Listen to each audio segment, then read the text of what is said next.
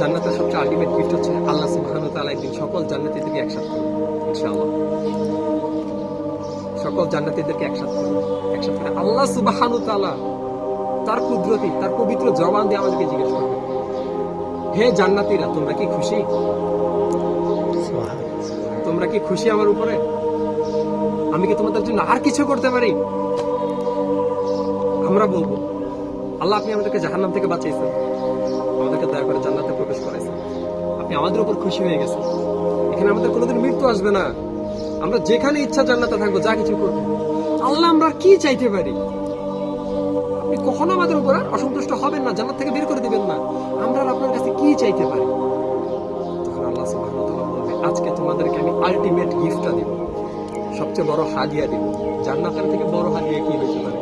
ইংরেজি আল্লাহ সুবহানাহু ওয়া তাআলা বলবে, আজকে আমি আমার চেহারা থেকে পর্দা সরিয়ে ফেলবো, তোমরা সচক্ষে আমাকে দেখবা।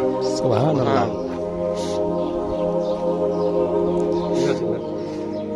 আল্লাহ সুবহানাহু ওয়া তাআলা তার সাত পাল্লা যে নূরের পর্দা, সেটা সরাই ফেলবে।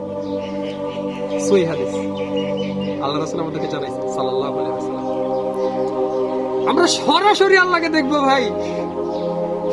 তো সাহাবারা জিজ্ঞেস করলো রাসূলকে, আমরা নিজ চোখে আল্লাহকে দেখবো?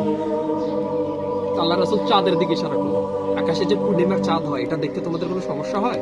বলে, না, আমরা ক্লিয়ারলি চাঁদটাকে দেখি। আল্লাহ রাসূল বললো, তোমরা আল্লাহকে এইভাবে ক্লিয়ারলি দেখবো, কোনো সমস্যা হবে না।